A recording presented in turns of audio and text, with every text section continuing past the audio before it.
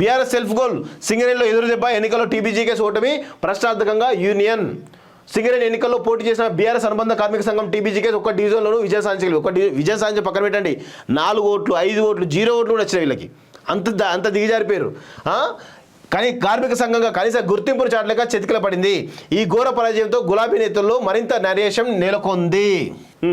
చూడండి, BRS self goal చేసుకుందా? Singareni ఎన్నికల్లో పోటీపై పూటకో మాట మాట్లాడడం కొంపమించిందా? పోటీలో ఉండట్లేదని ప్రకటించిన మరుసటి రోజే పోటీలో ఉంటామని చెప్పడం సంఘం నేతల గందరగోళం కారణమైందా? టీబీజీకేస్ గౌరవ అధ్యక్షురాలు ఎమ్మెల్సీ కవిత దిశానిర్దేశం పనిచేయలేదా? అసెంబ్లీ ఓటమి ఎఫెక్ట్ సింగరేణి ఎన్నికలపై పడిందా? ఆ హామీలు ఇచ్చిన కార్మికుల నమ్మకం కలిగించలేకపోయారా? ఇన్ని ప్రతికూల అంశాల మధ్య బీఆర్ఎస్ అనుబంధ సంఘం టీబీజీకేస్ 9 డివిజన్లో డిపాజిట్ కోల్పోయింది. పార్టీ నేతల స్వయంకృతాపరాధం యూనియన్ భవిష్యత్తును ప్రశ్నార్థకంగా పడేసింది. ఒక్క డివిజన్లో విజయం సాధించలేక చేతికిలా పడింది. ఈ ఘోర పరాజయంతో గులాబీ నేతలు మరింత నరేషం నెలకొంది. విశ్వసించని కార్మికులట. ఈరోజు చూడండి ఎన్నెన్ని వచ్చాయో చూపిస్తా.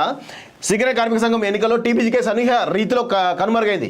ఎన్నికల్లో పోటీ చేసినప్పటికీ కనీస పోటీ ఇవ్వలేకపోయింది. సింగరేణిలో 4 డివిజన్లో 11 ఏరియాలు ఉన్నాయి. వాటికి ఎన్నికలు నిర్వహించగా టీబీజీకేస్తో పాటు మరో 12 కార్మిక సంఘాలు పోటీ చేశాయి. కానీ ఒక్క ఏరియాలోనూ సత్తా చాటలేకపోయింది. టీబీజీకేస్కు ఎమ్మెల్సీ కవిత గౌరవాధ్యక్షులుగా కొనసాగుతున్నారు. సంఘం నాయకులతో సమావేశాలు నిర్వహించి దిశానిర్దేశం చేశారు.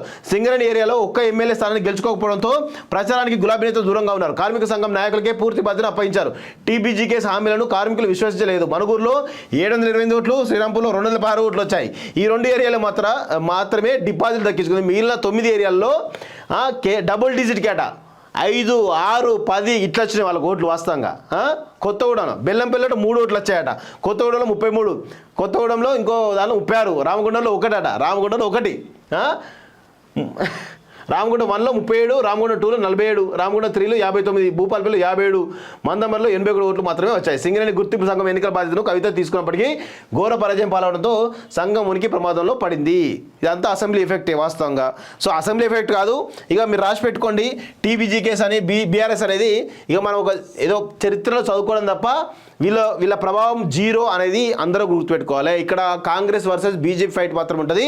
బీఆర్ఎస్ అనేది ఇక మునిగిపోతుంది కూడా త్వరలోనే. ఎందుకంటే సింగరేణి ఎన్నికల్లో గింత ఘోరంగా మొన్నటి వరకు గుర్తింపు సంఘంగా ఉన్నది, కనీసం పోటీ కూడా ఇవ్వలేకపోయిందంటే ప్రజలు బీఆర్ఎస్ను ఏ విధంగా తిరస్కరిస్తున్నారో మనం అర్థం చేసుకోవాలి.